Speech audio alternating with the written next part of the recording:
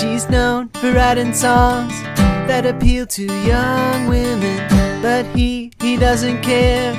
He thinks she's got that something. His friend wants to understand him, what makes her so commanding. Once a week they get together and talk all about her hits. Shootin', shootin' the Swift. I'm talking about shootin', shootin' the Swift with you. We got a hot mic? Hot mic. That's me. We got 2 hot mics. That's going in the podcast. Yep. All right. Ahoy, Swifties, and welcome to Shootin' the Swift, the internet's #1 Jonathan Swift podcast. I'm your host, Mike, and she's your other host, Kit. Hello. Today we're going to be discussing Jonathan Swift's A Modest Proposal. But before we really dig into that, we're going to discuss Taylor Swift's new album, 1989. Yay. Yay! And also I'm in Chicago with Kit. Yay. This is a very, very, very, very special episode. Yeah, this is special because I'm in Chicago. It's episode 13. It's the reason we started the podcast is that this album was coming out. Is it? Yes. Okay. The reason I started the podcast was to get you to No, like Taylor Swift. but you said, hey, she announced a new album. I think that's why you were thinking about like her even more than usual. It was in there. Yeah. So yeah, and it all culminates tonight with our final episode ever. Or is it? But yeah, I guess Kit, should we do the chit chat stuff, or should we just get right into the album? We've actually done the chit chat. Yeah, we already done the chit chat. So in person. All right, enough chit chat. Let's get to the album. Okay. Do you want to go first? We'll do general album impressions, and then I think we should do general. do track by track. I don't know, should we do... Because I don't want to give you my, like, theory of the album until after we've discussed the tracks, and you have a theory of the album, too. Sort of. I think we could talk about how we listen to it. Okay, so yeah, you go first with that. Okay, well, Mike wouldn't send me the album tracks. It's illegal to do that, that's piracy. And it's not. You bought it. No, but it's not. It's not necessary. I can't just share the album. Yes, you can. I don't think I can. Yes, you can. I wouldn't feel right doing that. You so what did I do instead? Wait, on iTunes, you're allowed to, like, if you buy a track, you can give it to, like, a bunch of people if you want to. I thought you had to buy them copies. No. Okay. Well, still. That's why they make it so you can play it on a bunch of different... What was he made me go out and buy... Because he wouldn't let me illegally download it either, so he made me go out and buy, or made Lee go out and buy, the deluxe Target edition. Damn straight. And then he paid me back for it. Right. And so I bought you the album. So how many did you buy? Have you bought, including that one? 6 copies. 6 copies. But they're not all deluxe Target editions. Some of them are measly normal editions. Well, I bought, including yours, I bought 3 deluxe ones. 1 for you, 1 for me, 1 for my sister. And then the other 3 I bought regular editions, so I could have 1 for me. And the other 2 I'll probably give to people, but I kind of just bought them because I thought you had to buy a copy to get the contest entry form where you could meet Taylor, and so I thought the more albums, even though no purchase necessary is that's how everything is. I kind of do wonder though if they'll filter that out, like they'll filter in the people who just it wouldn't be legal. I don't think. Why is that though? Why does everything say no purchase necessary? I don't know. I'd have to. I mean, I don't know. I'd have to look. That's compelling though. Okay, but another reason I bought them is because they come with the Polaroids, and I wanted to get different sets. But ironically, with all 6 sets that I bought, or 6 CDs that I bought, I only got 2 sets. So I'm going to probably have to trade them online or something. Yeah. Yeah, you're probably going to have to. Wait, that's not ironic. That wasn't ironic. No. Okay. I listened to it. Lee brought it home. And I didn't listen to it that night he brought it home. I was not, like, anxious to listen to it. And then I was like, oh, shit, I've got a lot to do the next 2 days. I better listen to this now. Mm-hmm. So I listened to it in headphones, and then I also listened to it later out in the stereo when I talked to Lee about it. And yeah, I just sat in bed alone and went through it and it's the way to do it. Took my notes. I wanted to say something about the packaging, but just because I thought it was like maybe that would be like. I mean, she put a lot of work into it. Mm-hmm. I said I thought I maybe should say something about the packaging, but it turns out I can't be bothered. I have no problem with it, but I just don't care about this stuff. It's nice / savvy that she does so much to make it a tangible product and a fun thing to buy and own, especially when you have to like work a lot harder to sell a CD these days, and to get people to even want a CD. I feel like all of those fans who put those Polaroids up in their houses will instantly be more suspicious if they're ever investigated by police.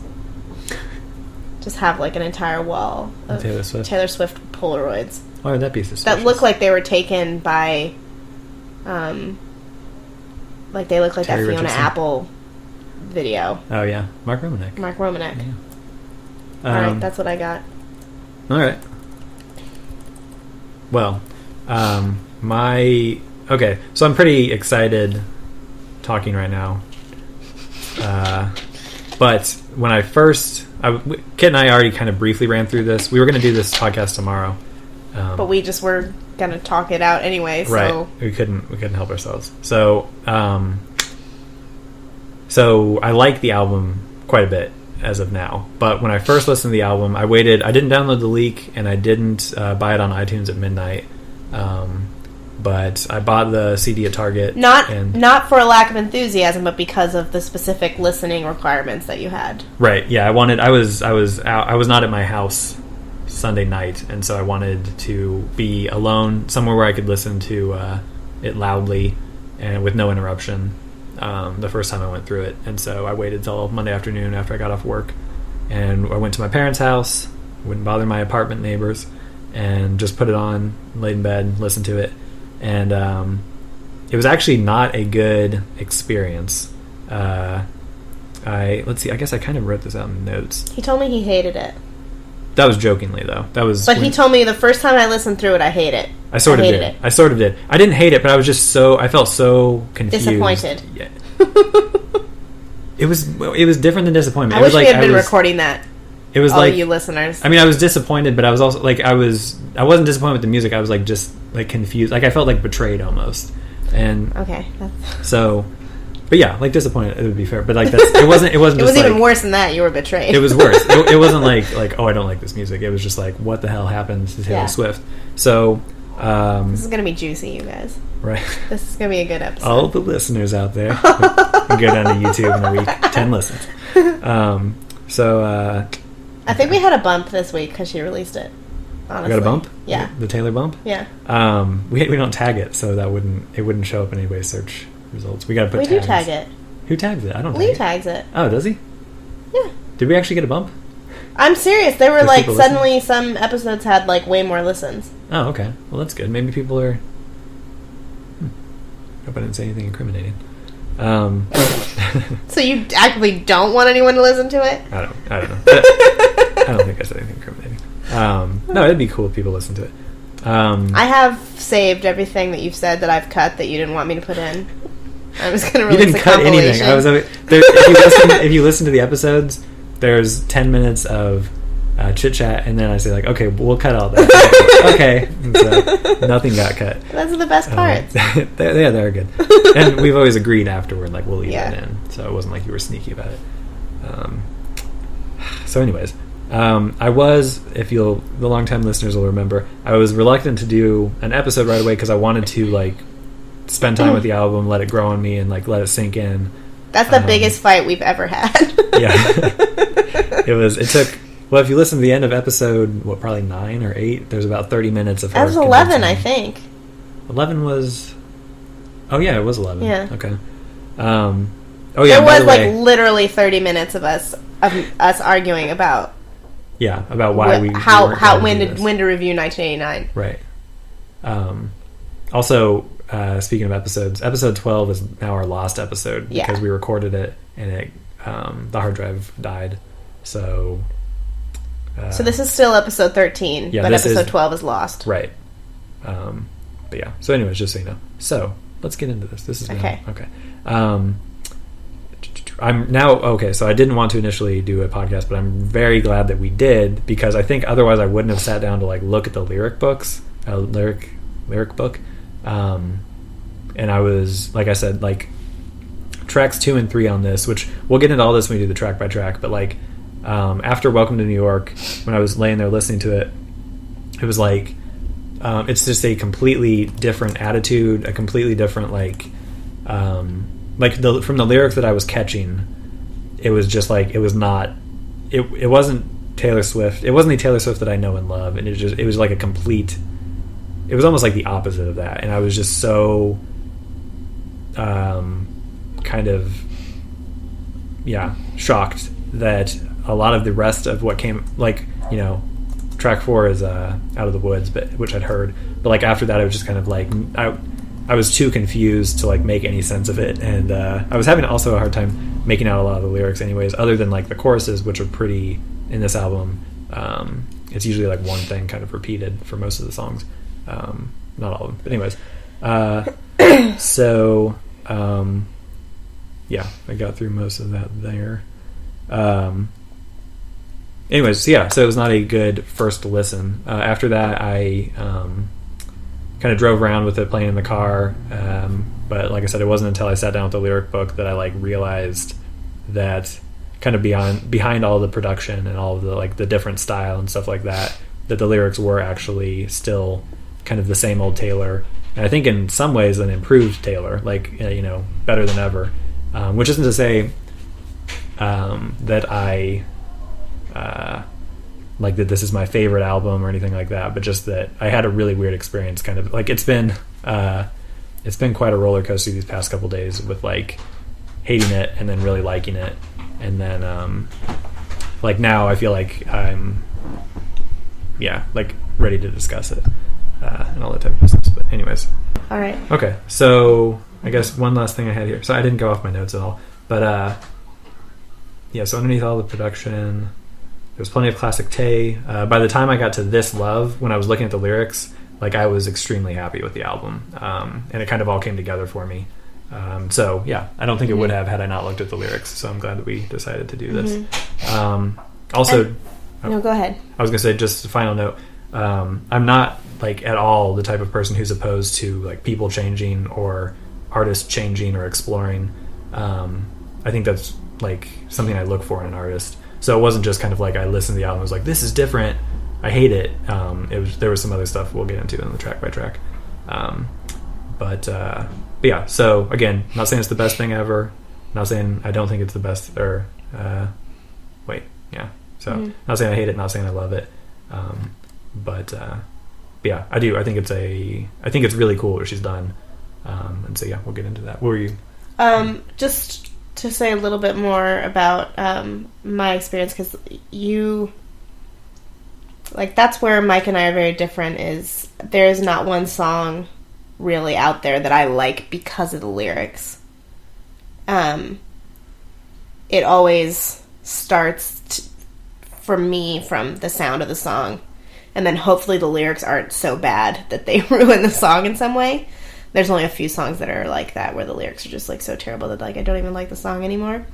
Not that I don't think one of those ways of doing it is better than the other, but we're just my reaction to the song is based almost exclusively off of how it sounds, and then the lyrics are something kind of like interesting to look at and to add, that can add to the song, as opposed to sort of like starting from the lyrics and like that's where you kind of like make your decision about whether you think it's a good song or not. And also I think this is probably like a hit to my music cred, but it's just how I am. I don't listen to albums. I don't like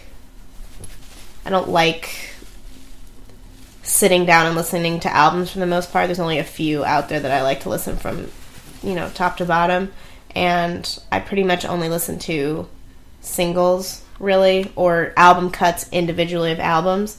And I never listen to new music. I mean, what I like that's new, I don't listen to until, I don't like download or whatever until it's been like out for a year at least.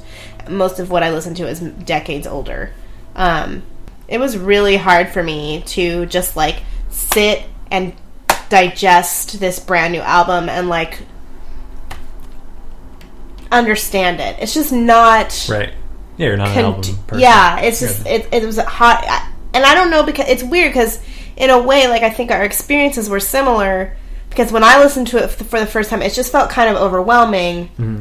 And I don't know, I attributed that to, like, well, it's because I'm trying to, like, write about an album and that's hard for me. But there could be something to how the album works on people, that's the feeling of listening to it for the first time. It's just it being kind of chaotic or something. Right. Well, it is, like,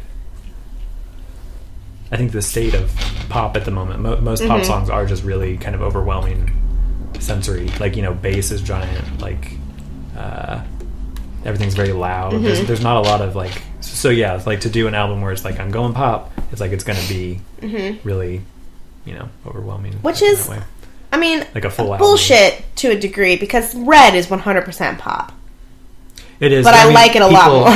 Think that, like we listened to all the top 40 stuff last week, and so it's in our like last episode. This is like top 40 pop. Like what she's doing is like she's, and like some songs is like she's picked almost like an artist where it's like, I like them, I'm going to do a song like that. Like basically, like I'm going to write a song that would be for them and then perform it, you know, as if, you know, it's my own song. Which maybe you can explain to me the point of that, but I don't know her motivation, but I mean I think it's like she likes that.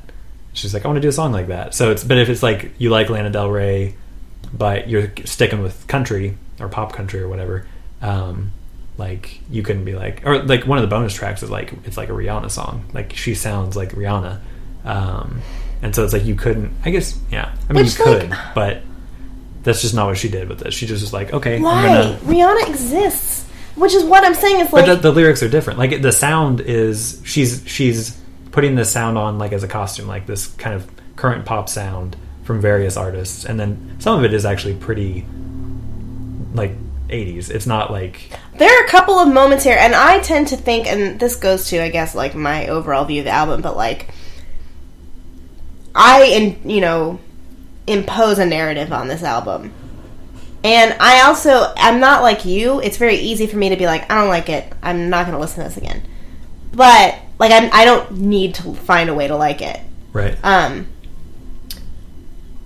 But I am motivated to, like, I want her to be, you know, the hope of contemporary popular music. Right. Like, and I want her, I do feel a desire to see her stick around.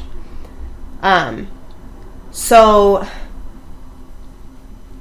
my narrative is that there are moments in this album where the like 80s references feel very specific and interesting, like Annie Lennox and Fine Young Cannibals, and also very, I mean, Taylor and I are basically the same age. Fine Young Cannibals and Annie Lennox is like what was around me all the time when I was born, basically.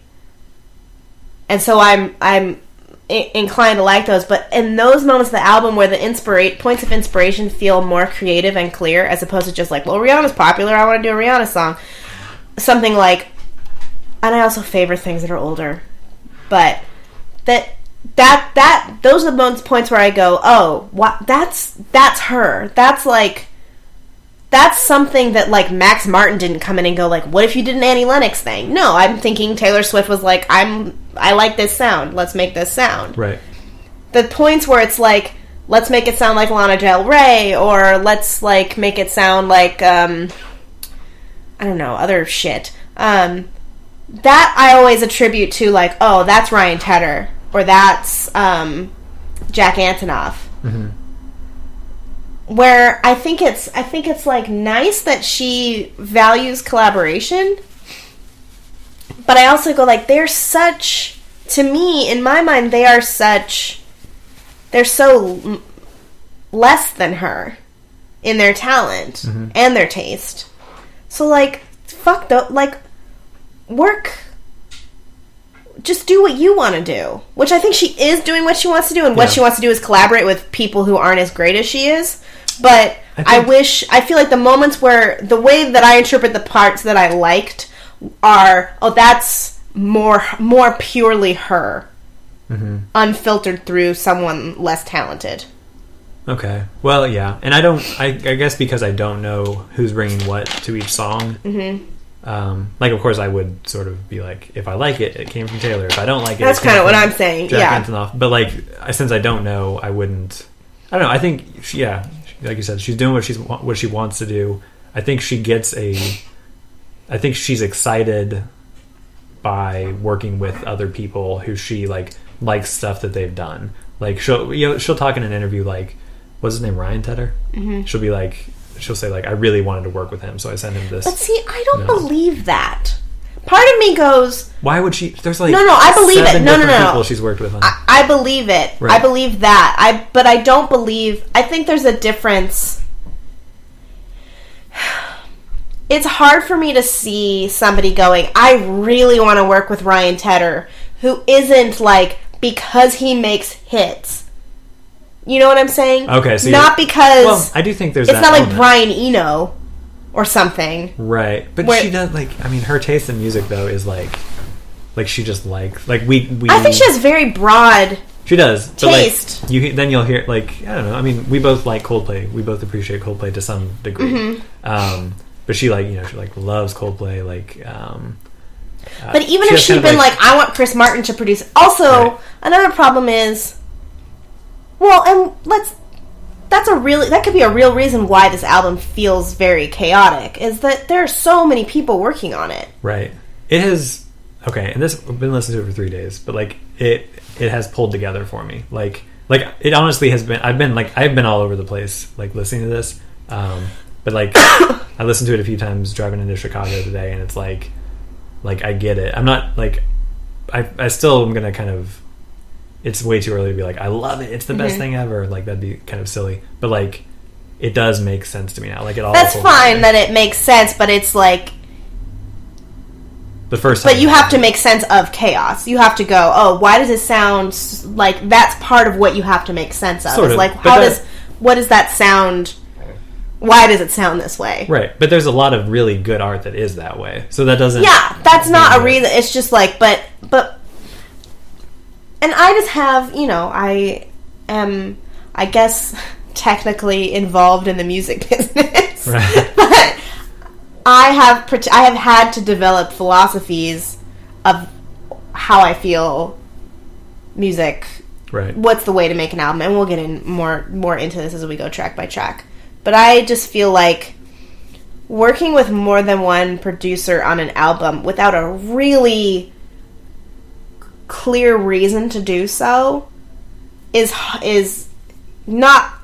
likely to make a kind of all over the place album. Yeah. And I don't think she had a really clear reason to do so, other than maybe a kind of indulgent reason of, I want to try all these things, which is fine, like, to have fun and experiment, but like, that could genuinely be to the detriment of like the album as a cohesive work. Right. And then also the other reason, I guess, because I just, like I said, like, I don't think anyone's going like, Ryan Tedder is one of the great songwriters. Who was Ryan Tedder again? What band was he in? One Republic. Okay. He's been able to, like, put out schlock that people like. He's been able to figure out, it's like, to me, it's the same thing as like McDonald's figuring out a new hamburger that everybody wants. Mm-hmm. It's not a good right. hamburger. Again, though, like, that's the perspective that like people like you and I would bring to it. Like, we are kind of like, I say this, I'm totally throwing myself in this pot, but like, we're kind of snobby about music.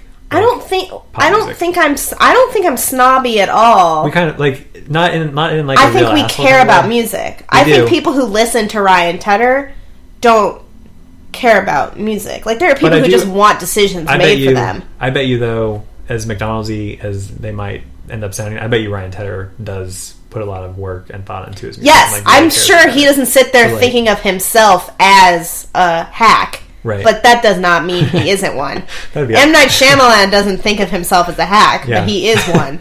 That would be a very interesting personality to meet. Like, any artist who's like, I am a huge fucking hack. That's like, oh my god, James Cameron considers himself. I wish I could remember. A hack. We were talking about something where, it was with you, I think. I was talking to you, about the Katy Perry thing, where like Oh, you yeah. were, where That'd be you a were good like, example. well, why would she write a song about her being the good guy if she's the one who stole the dancers? And I'm like, she doesn't think of herself as having stolen the dancers. Right. She just she doesn't frame it that way. She's the good guy. Everyone's the good guy in their own story. Right. Everyone's talented to themselves. But like, so we like maybe you and I would not like. I don't. I'm sure I've heard One Republic, but I don't know what songs they've done. But like, you and I would be like, we'd be like, oh, that's shitty. And we're not like the type of hipsters where it's like pop music. Well, obviously, we're not No, hipsters, I'm desperate for good music Right. from any But realm. I do think though that we have different, but I do think we bring like some pretensions to when we like to the music we listen to. I wouldn't call it So- that though. I would call it taste and really caring Well, about music. And Katy Perry wouldn't call herself evil, and but Ryan Tedder wouldn't- I know everybody thinks they have good taste too. But Right. like, And I I think think you do, there are but- people out there who say like, I like all kinds of music, right. which is code for I don't care about music. Well, how did we get onto this? I can't remember. I feel like I lost. Because we were talking about how Ryan Tedder, how she's basically working with producers who can make hits as opposed Okay. to people. And I don't necessarily include Max Martin in that. I think Max Martin is like, he's a real producer to me in that he knows how to make hits and he has a style. And the way Ryan Tedder has remained relevant is similar to the way Coldplay has remained relevant, which is by changing their sound every fucking time they put out anything. It's like like the trend chasing. yeah, stuff. exactly. Right. Which is like, to me, I just find that disgusting. Right. Because But there is. Don't you think there's? Okay. So okay, actually, that would be a good. That's at least a bias that you Mm-hmm. bring to it. So all artistic, like whether it's good art, bad art, all that stuff aside, like you do kind of have somewhat, not in all cases, but somewhat of a bias against like making music as to make money, like to make a big blockbuster kind of hit. Which I'm the same way. Not in all cases, but like. So, but yeah. So I guess I don't think Taylor has that bias at all. I think she sees making like really great art and making a giant like outselling Thriller as like that's there's. but that's fine. But that's why she's not. See, that's why she shouldn't be working with Ryan Tedder. Michael Jackson Okay, and yeah. Taylor Swift have something in common in they're both outstanding songwriters and outstanding just musical people. Mm-hmm. So she's allowed to have that goal because she can achieve it via songwriting. Songwriting is magic. Someone like Carole King can write a bunch of hit songs that, like, yes, the songs she wrote in the 60s sound like they're from the 60s. But if someone wrote that song now, people would still like it because that's what good songwriting is something that transcends whatever trendy production you have on it. Ryan Tedder, if Ryan Tedder comes out and plays one of One Republic's songs without like, floor toms or mandolin or whatever the fuck's popular that second, it falls apart. That doesn't happen to Taylor Swift when she writes her own songs. In fact, like, that's nothing proves that more than that performance of like 22, the acoustic performance of 22, which is a song that I hated, but when I heard her do it acoustic, I was like, this is, I mean, don't love the lyrics, but it's great. Right. This is obviously a great song that that could be interpreted in any number of ways, but the best way, in a way, is her just sitting there singing it and playing it. Mm-hmm. I think that's the test. And that's not true for like you listen to a lot of electronic music and I don't, but I'm talking about like pop songwriting. Right. No, I mean, I think You should be able to take everything away and it still sounds good. yeah, I hear what you're saying. And there's stuff on this album that would not. Right. There's a lot of stuff I would love to hear very, very stripped down. Yes, so much. But yeah, I guess I hear what you're saying. Like, Welcome to New York is not a good song without... I agree. Should we do track by track now? Okay. Go ahead and start on Welcome to... Okay, well, we can cut this out, but I just in case this sounds canned, I want to say that we have already discussed Welcome to New York and Out of the Woods on our Lost episode 12, and I'm going to be using the same notes to tell Mike what I think, which he's already heard. But I don't remember it because I don't have very good memory. Okay. So as I was saying on our last episode, I think my music criticism on Welcome to New York and Out of the Woods, particularly Welcome to New York, is my best music criticism because I was very motivated by the fact that I hated this song, but it means a lot to Mike that this album, like Mike's life is either, it could be ruined by this album not being good. So, like, I really was like, okay, I want to criticize this in a way that's not just, like, shitting all over it. It may have... Sorry. Go ahead, no. I was going to say, maybe the album is bad, like, terrible, and my life was ruined on Monday when I was listening to it, but my brain, like, wouldn't allow it. Yes. I know, well, but no, I think you're gonna like... say there's, like, a brain... But I'm, like, so, but everything since then for me has been, like, a delusion where I'm, like, now in a world where it's not... But, like, this isn't real. Like, I'm not here recording this podcast. To me, it's like... I'm trying to think. It's like... I think it is, like, a survival instinct. Right. To like this album. You're in a fugue state, probably. But I really do think it's good. Well, and we'll get to why, like, we'll get track by track. I do think it's a good album. I don't think it's just because I was determined to like it. Because, like, I was seriously on Monday, I was like, I don't like this album. And I was lost. I was like, what the hell do I do now? Like, I have, like... Everybody knows me as, like, the Taylor Swift guy now. That's kind of just become who I am. But anyways, sorry, jump into the... Okay. I think it's a very bad album, but it doesn't... But there's nothing permanent about it. That's what I'll say. There's nothing...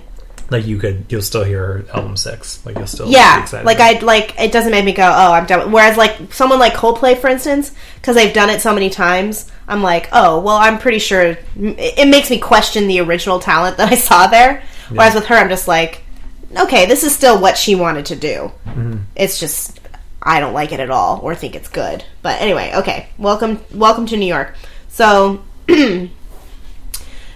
Mike emailed me last week and was like, we need to talk about Welcome to New York and Out of the Woods. And I hadn't even heard that she dropped another song. So I was like, she has a song called Welcome to New York. Lame. So yeah, the title alone really makes me cringe, and it reminds me of a U2 song from All That You Can't Leave Behind. And I'm kind of reading what I wrote, I'm sorry. If that makes it more boring. Even more boring. Nobody listens. That album is like the soundtrack to 9/11, All That You Can't Leave Behind is. And I love it and sort of think that it's an even better album in my mind because of the way those songs seem to be what people needed at that time. And it got just played a lot. They played the Super Bowl, and they just were really, like, associated with New York and with 9/11 at that time, which is weird because they're from Ireland, you know, but that's just what shook out. That album was huge. And the songs were, like, a good, thematically, were kind of a pick-me-up almost.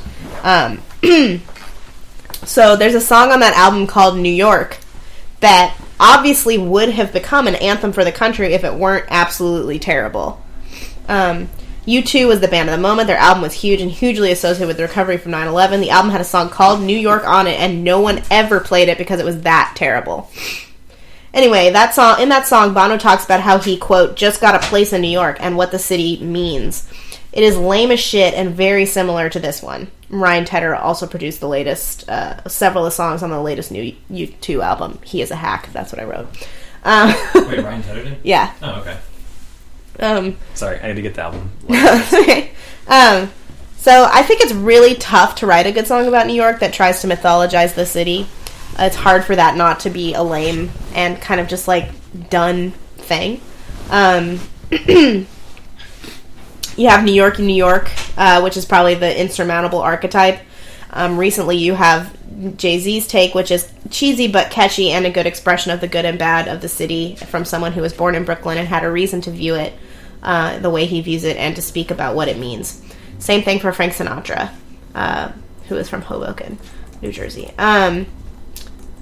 My personal favorite New York song is Dinah Washington's version of Manhattan, which was written by Rodgers and Hart, who are both New Yorkers. And it doesn't so much mythologize New York as just describe a really nice day there and, like, touch on some, like, New York landmarks and stuff.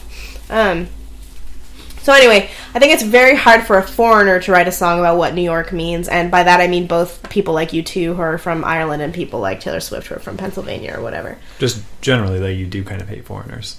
Just throwing that out for the and by foreigner, in that definition too, I include anyone who's not from where I currently am. No, you just guys who are in the band Foreigner. Yeah, you hate them. Yeah, okay. Foreigner sucks. Okay, so It's probably hard for a native to write a song about New York too, but at least a native can draw on a wider variety of personal experiences and not fall into cliches about being anything you want to be and bright lights and noise. I wrote that before I had, like, fully listened to the song, and then I looked at the lyrics, and she uses all those things ad nauseum, so that was interesting. Anyway, I'm really trying to be fair here and get out of having to declare this the worst Taylor Swift song, but for me it really is. She has a lot of songs I don't like, but all of them at least have the virtue of feeling honest, or a great vocal performance, or some kind of redemptive moment that shows her to be a great songwriter. Trouble is mostly the work of Satan, but the pre-chorus is kind of glorious and beautiful and demonstrates her facility with melody. This just sounds like nothing more than a reason to make a third Sex and the City movie. It rings so false and calculated, it might as well be anyone singing it, as it sounds nothing like her real voice. The songwriting sounds more like Ryan Tedder's than like hers. The lyrics are cliche, pandering, and tone deaf. References to gay tolerance, as though it's still the 70s and New York is the only place it's okay to be gay? Check. Reference to bright lights? Oh boy, check. Reference to noise? Check. Reference to city as lover? Check. How bland, how disappointing, how staggeringly beneath her. Also, I think this is an example of a way in which her well-documented New York lifestyle starts to become a problem. Her experience of New York is offered here as universal, but it is not at all. She is not from a Brooklyn ghetto like Jay-Z. She is not fresh off the boat like U2. She is not some aspiring songwriter or actress or gay boy from the middle of nowhere, naively ready to conquer the world. She is an impossibly rich, famous... Mike pointed at himself. She is an impossibly rich, famous, successful, beautiful young woman who didn't so much move to New York as buy real estate there. I'm not at all someone who believes that wealth makes you evil or impossible to relate to or entitled or unaware, but I do think that this song rings false in the way it attempts to evoke a universal New York experience and seems to reference a naive person moving there with a suitcase and renting an apartment and being amazed by all the crazy and cool things in the big city. Taylor Swift has already spent a lot of time in New York before she moved there. She's not renting. There was no suitcase, etc., etc. The Lucky One on Red was promising in that it suggested she was figuring out how to incorporate her extraordinary status into heartfelt, relatable, and honest songs. This is just pure tone-deaf pandering. However, even with the best lyrics ever, this song would still sound obnoxious and wholly unoriginal. I want to try to think of something positive to say. So, I think it will have to be that it could be worse. As lame as I think this is, there's still some level of taste about it in that it sounds curated. Like, it sounds like what she wanted to do, instead of just something obnoxious she was placed in the middle of. But maybe that makes it worse. That's it. That's it? There's nothing else you'd like to say? No. I had to sit through that twice, ladies and gentlemen. Yeah. Man, that was rough. We have a little... No, we don't have this part. But Mike really agreed with me when we first talked about this. Right. So. No, I do. I was going to say, okay. I didn't... when I did my notes, I didn't know that was a lost episode yet. So I didn't write a whole lot of stuff on it. Yeah. I don't know any of that stuff about U2 or like... Mm-hmm. Like, you know, all those old songs about New York that I don't know. Mm-hmm. So, yeah, that's interesting here. But I generally agree. I'm definitely not as down on it. But my notes that I did have was... we'll fix that in post. I wasn't super hot on this as a single. I guess it was kind of... I don't know, it wasn't really a single, but it was released before the album. Mm-hmm. I do think it's like... It would be a fun album opener for a very different album. Like, it would open... agree. Yeah, like, it would... If Taylor Swift was doing a New York album where it's like, it's Taylor Swift's New York, like it's like a fantastical, magical, crazy kind of, like this would be an appropriate opener for that. It's not a great song. Like I don't even think it's that catchy or memorable or anything like that, just in terms of music, like lyrics aside. Well, and do you wonder, because then after she dropped the single, it was revealed that she's like the cultural ambassador for New York, whatever the fuck that means. She is? You haven't seen these stories? No, I didn't know that. Yeah. What does that mean? She has to like... She's like an official ambassador of New York. I don't know what that means. Okay. But it's like... A lot of people don't like that, obviously. Right, because she's got there. Well, yeah, she's not a New Yorker. She's, white. She's the number one lady in town, though. Yeah, but... She's white. What's wrong with a white person being an ambassador? A lot of things are wrong with white people right now. People don't like white people? No. What do white people do? But yeah, like I agree with you though. I think in theory this could be a good way to open an album, especially because like I think it could be true that her moving to New York brought her like a new kind of inspiration in some way. Well, oh, sorry. So no, just so like if in theory, New York is her starting place for whatever this album is about, then that would make sense. But I think a lot of these songs were even written before she moved there. Like, well, I was just thinking this would probably have been the last one written. Maybe if we So then, do you think she wrote it just for that? Do you think this made the album because of the ambassador position that she knew was coming? No, I think that... Or was released for that reason? I think that this opens the album because it doubles as I'm making pop music now kind of statement. It's like... Welcome to New York is... It's sort of like... People say, like, okay... I'm out of Nashville. Whether we think she is or not, like, whether you and I call Red a pop album, like, people are like, she's a country artist. She's a country star. But she's big in the pop world for some... that's, like, that's what people say. So, like, saying, like, welcome to New York, it's like, I'm in a city now, people. Like, I'm making a different kind of music. Like, this is a whole big change. But that's so much more brilliant than I feel like... I guarantee that interpret... Okay. That's unfortunate that the song isn't better. Because that's actually... that would have been such a better metaphor... Right. And way to open the album if she had somehow been able to draw that out. I was just thinking, though, as you were talking, like, if we read any of this...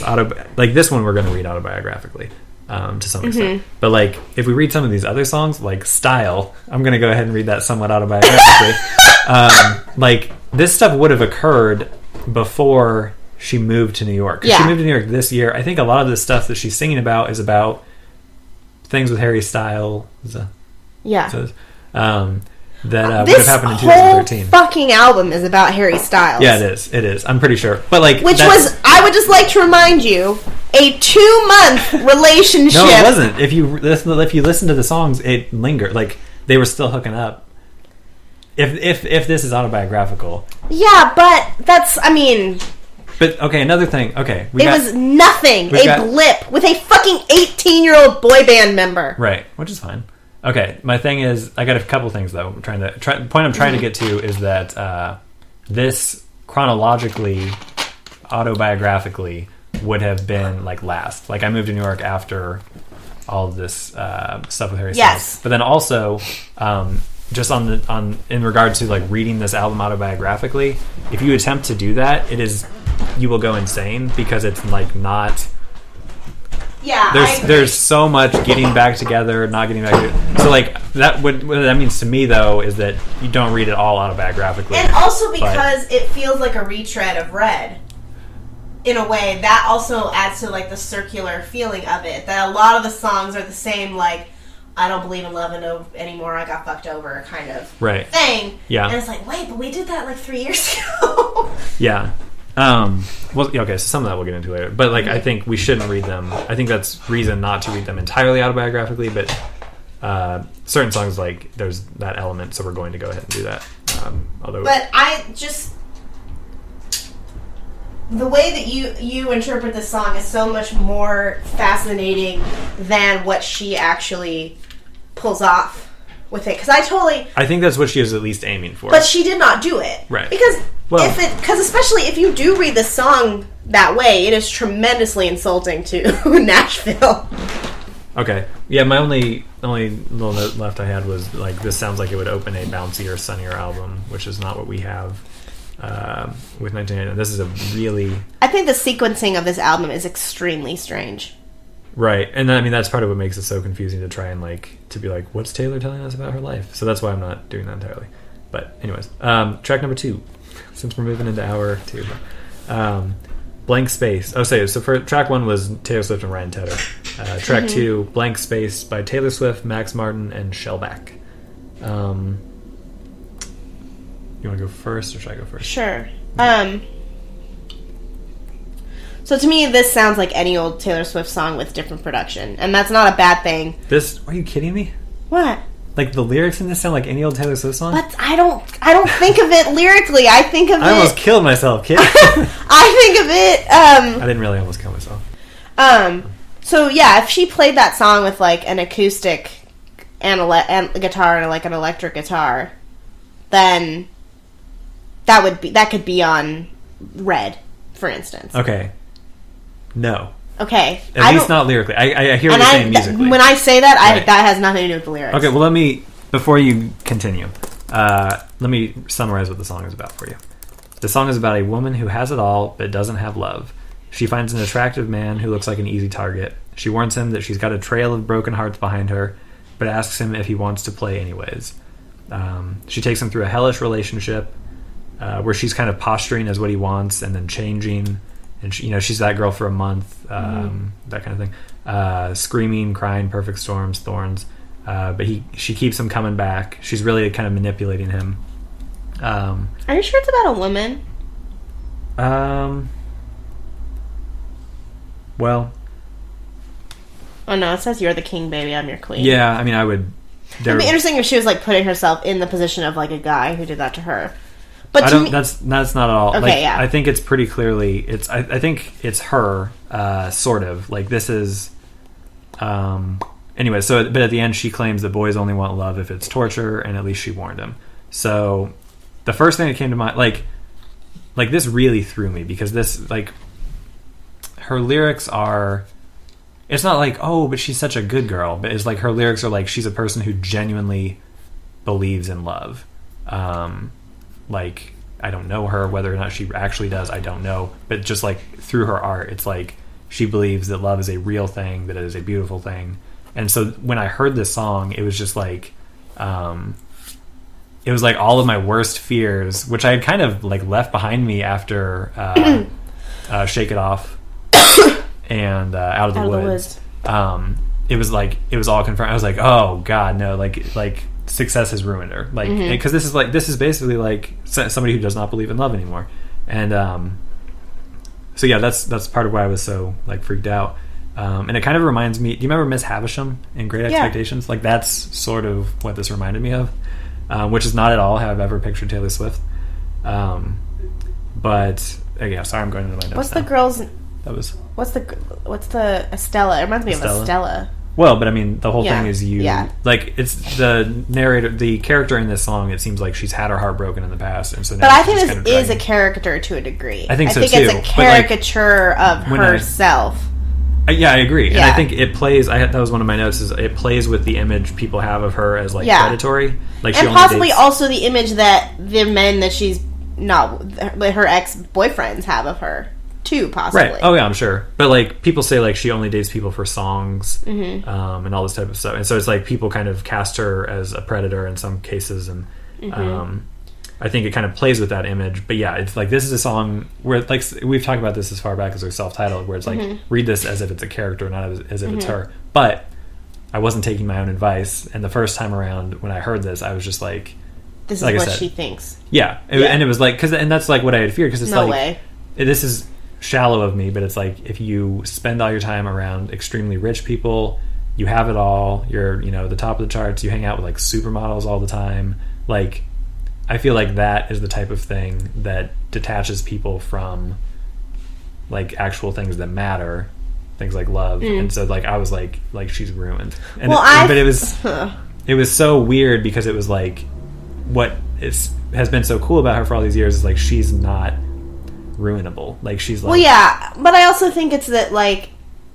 part of what's interesting about her is that she can get a song to the top of the charts without playing into the particular, like the reigning sexual mores of it, or what all of just what you're expected. Like I don't expect her to have a song about her ass, and if she did, I'd be kind of disappointed. Not because I hate all songs that are about asses, but because like it's not like about her being pure and virginal, it's just that she is cheesy and unapologetic about that. So this song, if you like, I would be more likely to interpret it I didn't have the moment where I was like, oh, this is who she is now, but I did have a moment of like, is this what she thinks she has to make songs about? Right. But ultimately I don't think that's what's going on.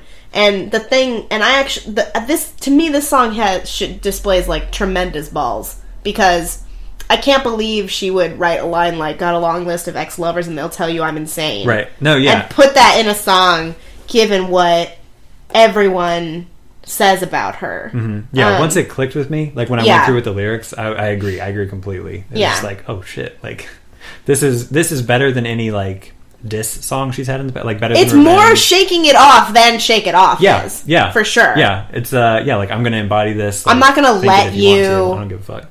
Make me not right. Yeah, it's like it's great, and it's like my favorite thing. That's my favorite way to like either like diffuse criticism or is to like if someone says like something shitty about Christians or whatever, then I like to say like, well, I like to agree with them. I would say, yeah, I'm Christian, I'm a big idiot or something like that, and just like say back to them what they're saying and like then how do you respond to that? Then that gets them to question themselves what they're saying instead of me having to like try to prove to them that it's not right. I've always just been like, oh well, I guess Kit knows she's a big idiot. No, but yeah, exactly. But if agreeing with someone is a really good way, I think, to or like saying things back to them, saying what they're saying back to them with a slight twist on it, is a really good way to diffuse that shit. But this is real. I think this is really. I'm trying to look at my notes, see what else. Yeah, it was more Shake It Off than Shake It Off. And it is hard for me because this is nothing like anything I listen to. Like, this song, there's no... Usually, like, with her other music that I like, there's some parallel that's on my iPod already, but I just really don't have anything that is like this. Which makes it hard for me to criticize because I'm not a music critic. It's not my job to to understand everything in its own terms. My gut reaction to this is like, this is not a song I will listen to again. Yeah. But you know, I do lyrically. I think it's good. I think it's strong. It is challenging.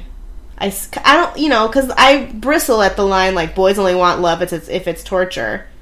But I think part of the reason... That's from the character, though. Like, that's the thing about it. I know, but like, I think that is something that... Like, if Jeff Tweedy wrote a line like that, I wouldn't go like, that's, you know, stereotyping boys or whatever. Because he's an artist. He can do whatever he wants. With her, because she's a popular artist, I think it changes how... we think of like, oh, she's got to set an example or something like that, but she doesn't, and she shouldn't. That's not the right way to do. Like, I think it would bum me out if this was the one that became, and I think it already is getting some radio play, like more than any of the other new songs. It would bum me out if this was the one that society was like, or you know, society, the culture was like, hey, this is the one we like the best, like that kind of attitude, because that would just kind of confirm my, I don't know, kind of notions about like. You know, like, yeah, people.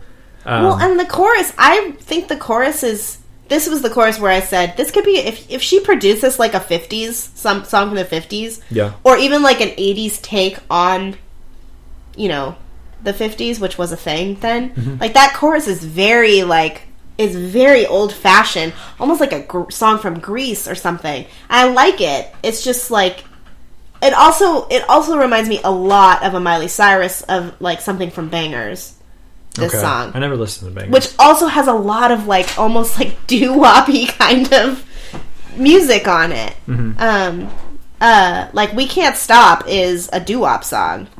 I would have put Shake It Off second. I think. Yeah. I don't think I would have put this second. Especially because, like you said, I mean, both of us, for different reasons, had reactions of, like, what the fuck is this song about? Right. Like, overall, I don't dislike it. It's not something I would ever listen to. And I have trouble seeing through this very of-the-moment production. And I wonder, like, will people listen to this? Like, Never Ever Getting Back Together. I hear that one time and I go, oh, okay, people will listen to this in 30 years. Will they listen to this in 30 years? Yeah, I have no idea. And that's part of how I determine whether something is good. Right. Well, but for me, this song only worked in the context of the album. Like, at first, I hated it, but after looking at the lyrics, it's like, I think it's a brilliant song. But then musically, I just don't know if this is like this style is something that people would be going at in 30 years or anything like that. But like I feel like I was like, just the sentiment of this song I hope is not like even her using the word lovers is just kind of like that's so out of character. Right. But yeah, okay, I got a couple notes. Okay, a couple more. So this is probably her darkest song and also her most sexually aggressive. Blank space, I don't know if this is reading into it too much, but that could refer to her list of victims that she's kind of referring to, or her vagina. Which I thought was kind of additionally weird. Like the first go around, I was just like, why is going pop to her? Does that mean like you have to like? Well, to me, it's also like her heart. Like it's just like it is a very. I mean, you're right. It is extremely dark. Right. It's like Great Expectations. It's like Miss Havisham, like alone in her mansion, like trying to toy with men and break their hearts. Yeah, but like also. Just like there's like empty. Yeah, extremely empty. This song scared the shit out of me. Okay.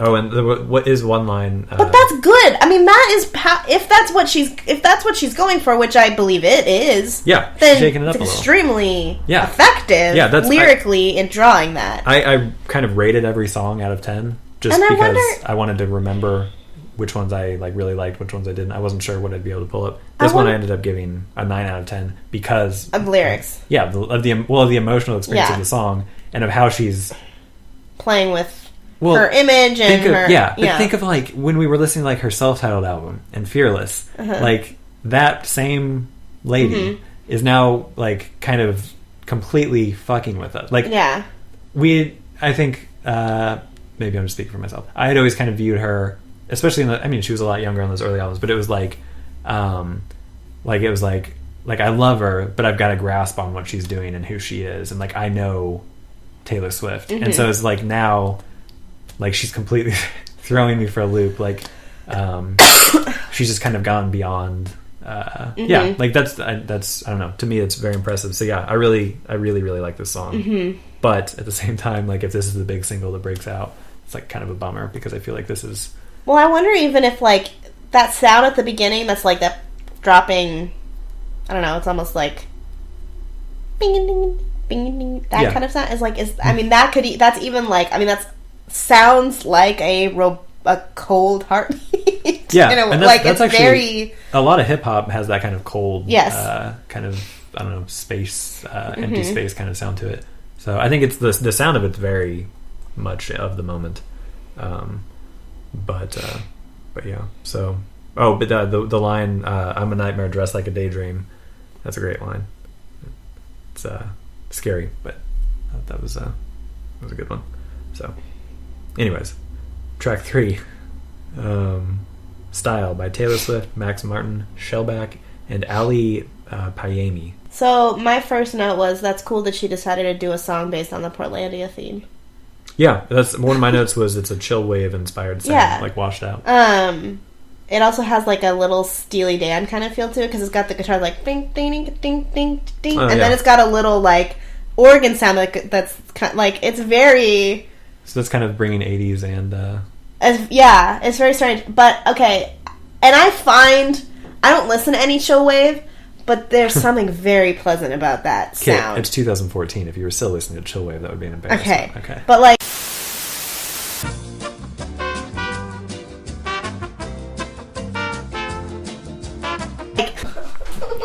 Kit, come over here and just tell us what happened in the last hour. So, in the last hour, we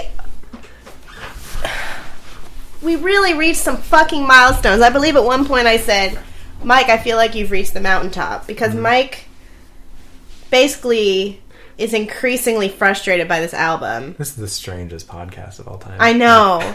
This is episode 13. It's unlucky. That's true. Well, the last one got completely erased. So it's pretty unlucky. So somebody doesn't want us to talk about Taylor Swift anymore. But we talked about... Where did we stop before? Out of the Woods. I think that was the last one we had done. No, it was, because we got cut off during Style. Oh my god, so we don't have that either. So I have to say that a third time? I don't think we should go through it all again. If we just don't have that part of the... Yeah. Okay. Well, I don't even know. Like, I seriously don't know what is happening with any of these. So, like we're talking quite a bit, but, like, there's not... I don't know what to do. Consensus. I think this is, like, that was fascinating conversation. Yeah. This is fucking upsetting. Because now I almost feel like we shouldn't record it for another week. Just wait till next week? Because I don't know how to... Like, have that conversation? Yeah. Yeah.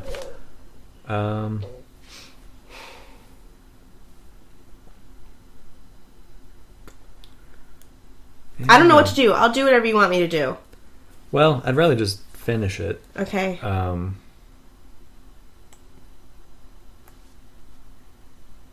Let's try and just as succinctly as possible sum up what the points we touched on were. Okay. And I think that'll at least draw us back into conversation.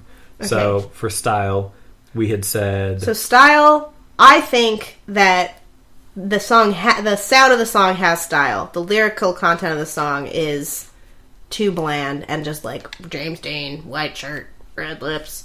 That is, it's incredibly superficial, not just because it's about clothing, but because it's like, she can't... Yeah, and I was saying, like, I like the sound of style, and then the lyrics, again, they're, like, kind of cold, but I feel like it does accomplish kind of pushing the story of the album. Mm-hmm. It pushes it forward, sort of. It doesn't move in a linear... It doesn't progress linearly. In a linear fashion. Yeah, I just think that the lyrics of this song are bad. Right. And bland and stupid. So then we went into Out of the Woods. Oh, I guess we didn't sum up what happened, did we? So we spoke for an hour and had a fascinating conversation that didn't get saved. It really was. Right. It was amazing. It was a milestone in this podcast in terms of Mike's character arc. So I think take my word for it. Well, we'll say what happened. I think I kind of broke on this album where I was unable to really defend it. And you were able to admit that you are disappointed by it. Yeah, I am. But at the same time, like, you know, like I said, like, not just try and be a Taylor fanboy, but like, Speak Now took time to grow on me, a couple of songs at a time. Like, it took months for me to like Speak Now. It took months for me to like Red. And it wasn't just sheer determination to like a Taylor Swift album that made me like stick with them. But I don't see the things that I currently see in Fearless, Speak Now, and Red. I don't really see that much of in this. And at the same time, I'm disappointed because... we were told something different. Right. Like, and we got into that with Shake It Off, where it's like, I was like, God damn, this is like such a happy song.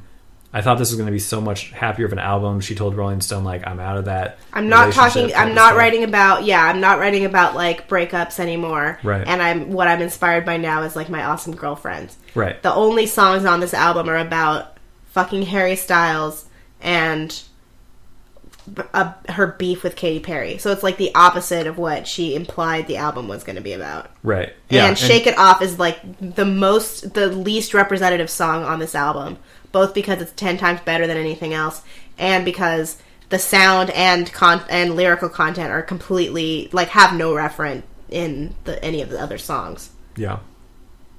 So that's kind of what we were talking about. Okay. So for track 4, Out of the Woods, we had... first of all, it sucks this fucking album is all about Harry Styles. Right. That bugs Kit and me. It's about an 18-year-old winner of the British American Idol. And it bugs me. She dated for 2 months. It bugs me more because that was kind of touched on Red. He had several songs. And I don't know. I guess, yeah, like... I don't even understand how that's possible. Like, these albums are so far apart and that relationship was so short. How did that happen? Yeah. Well, I mean, apparently, like, if... he really fucked her up. I guess so. But, like, maybe that's why the album just doesn't... like, I'm not feeling it. Like, there's just not that emotion. Like, she maybe feels obligated to sing about those things. Mind that piece of shit relationship for, like, more than it actually was. I guess so. And that's what I said. That's what I said here is, like, I have a hard time believing... she has, according to Wikipedia, she hasn't had a relationship that's longer than 3 months. And that's nothing wrong with that. That does not make her a slut. That doesn't mean she can't keep a man. That doesn't mean that some of them weren't, like, really influential in her life or really broke her heart or whatever. But I have a hard time believing that all of them was, like, this profound, like, was even worthy of commentary, let alone a song. Yeah. Like, it's just, like, seems like it's stretching something really thin and superficial to a full album without making that part of the theme. Like, if part of the theme was that, wouldn't it be interesting to make an album about, like, a like, boring, short relationship, but, like, oh, shit, I gotta write a whole album about this? Somehow it was that. I would like to say, I'm trying to remember, like, good shit that I said so I can say it again, but, like, to me, the theme of this album is her working with and imitating people who are not as talented as she is. Oh, God, we missed all that? Yeah. Yeah. Because we said with all you had to do was stay, Kit. Oh, that's good, though. It won't be my embarrassing not knowing what chords are lesson. Oh, yeah, Mike doesn't know what chords are. I didn't. I do now. Because I said, was that the song? Was it All I Had to Do Was Stay? Yeah, because it sounds... All You Had to Do Was Stay? It has the same chord progression. Let me tell the people. Okay, fine. It has the same chord progression as Carly Rae Jepsen's smash, Call Me Maybe. Like, you can sing the chorus to Call Me Maybe over the chorus of this song, and it'll even say hey at the same time. And I think, cynic that I am, that's intentional. Right. So we kind of decided that, like, on a lot of these songs, Taylor, who is more talented than... I like that album, the Carly Rae Jepsen album. She's kind of, like, hollowed out a lot of, like, the really big pop songs, like Call Me Maybe, Happy, some Lana Del Rey stuff. Were there others? Yes. Lord. What's the Fall Out Boy. Oh, yeah, the emo stuff. People. So, yeah. And then a Rihanna one on the bonus Rihanna, tracks. Yeah. And so, but, like, Kit was kind of saying, like, to fun, too. Well, yeah, to have fun, but then also to, No, like... Fun, the band. Oh, okay. Yeah. Gotcha. Maybe. Huh? Haim. Or Haim, whatever. I don't know. Okay, they're a popular band. Okay. Every time I get going, you're coughing at me here. I'm sorry. Yeah, I don't know. But yeah, that she's hollowing out those people, and, like, where we also brought up, like, wouldn't it would be kind of unprecedented and weird and, like, very weird, but possibly interesting if it was, like, if that were more of a self-conscious choice. If that were more of, like, yeah, here's my Lana Del Rey song and I'm going to do it better than Lana Del Rey does it. Which is not something that Taylor, as we know her, would do, but... Right. Because Taylor wouldn't go, I'm better than Lana Del Rey. Right. We think that. We know that unequivocally. But... she wouldn't think of it that way. She'd think of, like, oh, I like this. I want to do it. Right.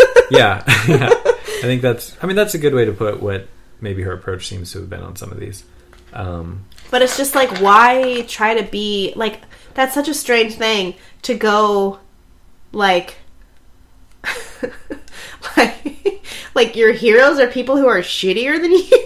I don't think she's saying they're heroes. I think, but I mean, we were saying, though, she wants to say, you were saying how the record industry continues to kind of go down. She wants to continue selling more and more albums each time. And so it's like, maybe out of necessity, she was like, I'm just going to do what they did, but I can do it better because I'm Taylor. Like, but I don't think she ever would have thought that. No, I think is like Lee thinks, and I kind of think too, that this album is extremely mercenary and is, if unconsciously, is like somewhat coming from a place of,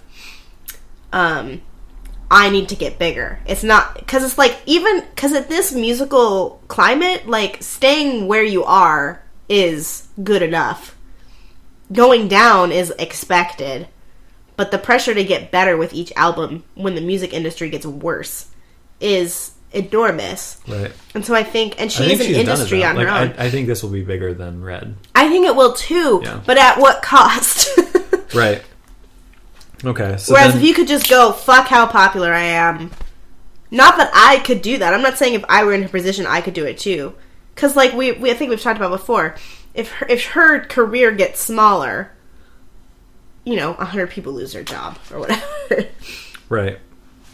Or the record company that she single-handedly supports ceases to exist. Yeah.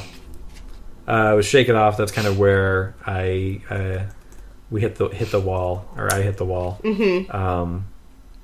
Just in terms of what I was expecting the album to be, what it could have been. We both really, really like Shake It Off. And my point was, and I had this conversation with Lee, was like, is it just me, or is it a little odd just how much better this song is than anything else on the album? Right. And sounds nothing like anything else on the album. Right. I mean, obviously the lead single is going to be strongest. Yeah, they couldn't all... Right, exactly. Like, they couldn't all have been, like, the giant, like, smash. Like, that's, of course. Maybe once in a lifetime a regular giant pop star would have a song that good. Taylor Swift has had probably one or two on each album that I think would be, like... That sort of, like, timeless type of thing we talk about. But, so yeah, like, we weren't saying, like, oh, they all needed to be just like Shake It Off, but it was just kind of, like... The distance between this and the next best song is so far. Yeah, like the quality, the originality, even though it's kind of like, oh, that was another one she like kind of went into like Pharrell, like Happy. Yeah, that I think. Go ahead. This isn't like, it's like you hear it and you're like, this is a lot like Happy, but you're not like, this is just like Happy, like. Oh yeah, no, this is It's So, but yeah, so like the fun of the song, the originality of it.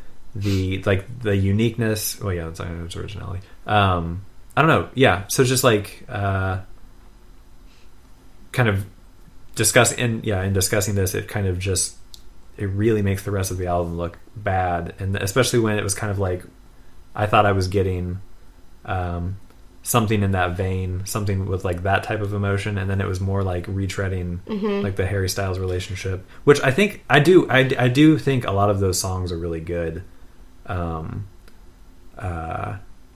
In ways, but it's just like if like it's almost like she was like just saying like again and again like I'm going to do something really different, and like, you know, I'm going pop, but just like this is going to be totally different, you guys. And then it's like it's almost like the same, but it's almost like she just didn't go anywhere other than like stylistically with the music.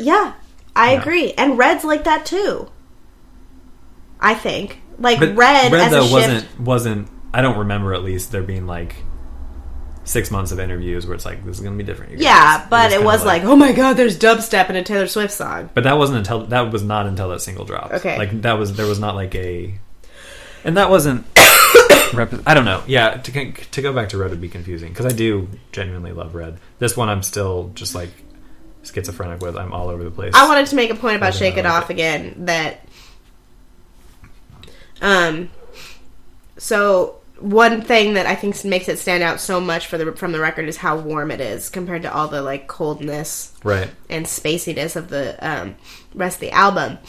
And like to me, it's like this song and it's successful. And like, okay, so she wanted the impression I get is she wanted to make a fun, dancey pop album, and this album is not fun. It is dark as fuck, but I mean in her mind stylistically I think this is like what she wanted, is songs that could be played in clubs and stuff. Yeah, pop music is pretty dark right now. It's not like a lot of people are having fun, but I think the way for her to do that would have been to just make a soul tinged record. Yeah, like I don't think she wouldn't have, but yeah, that would have been. But this is soul tinged. This is like soul instrumentation. This song is, but I'm saying like she wouldn't like the desire to continue to like dominate the pop landscape. Like she would not have been able to make like I don't know, maybe she could have made a dozen Shake It Offs, but I don't think she could make a dozen Shake It Offs, but I think she could have made an album that was upbeat in that kind of way as opposed to like upbeat in just like it sounds upbeat. Yeah. Like it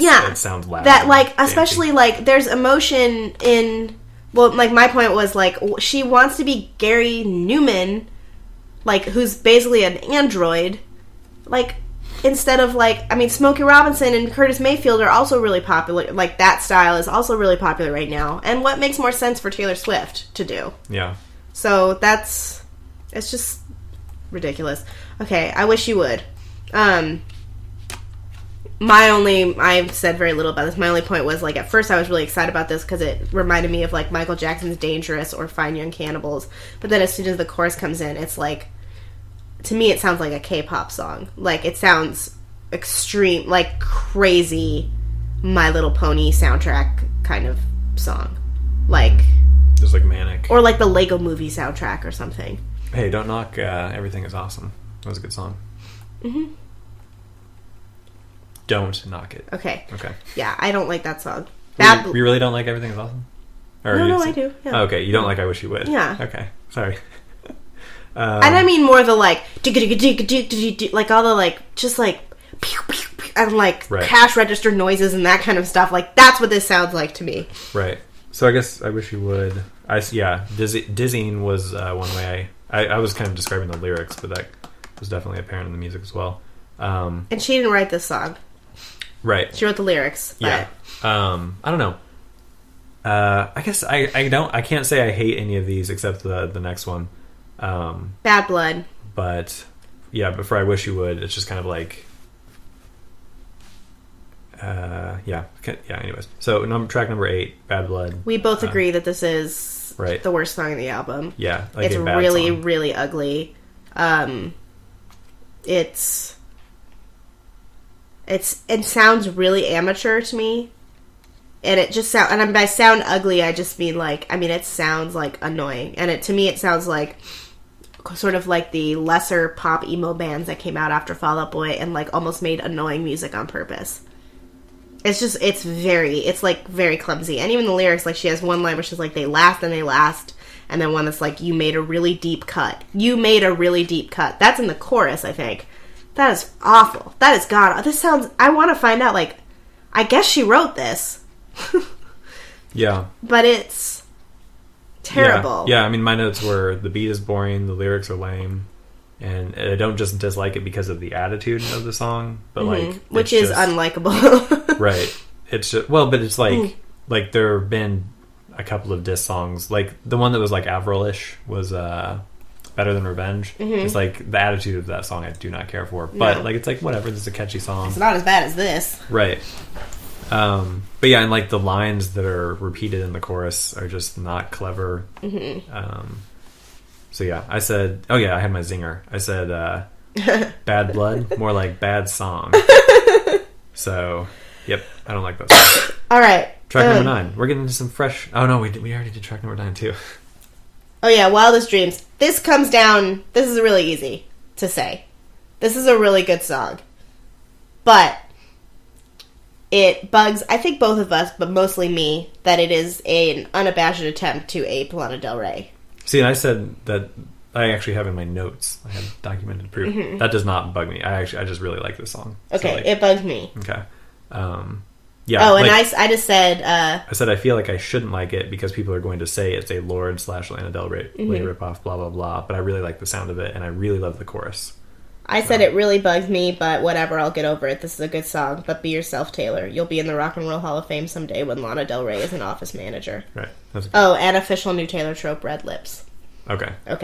How You Get the Girl. This song goes right through me. I don't even remember what it sounded like at all. This is kind of more like a... I said I find it charming because it's exactly like an old Taylor Swift song. Yeah, it's like an old Taylor Swift song. Yeah. I think the problem with this one is that her incredibly sincere lyrics become kind of goofy rather than endearing with this, like, bombastic production. It's kind of like... This one's pretty quiet.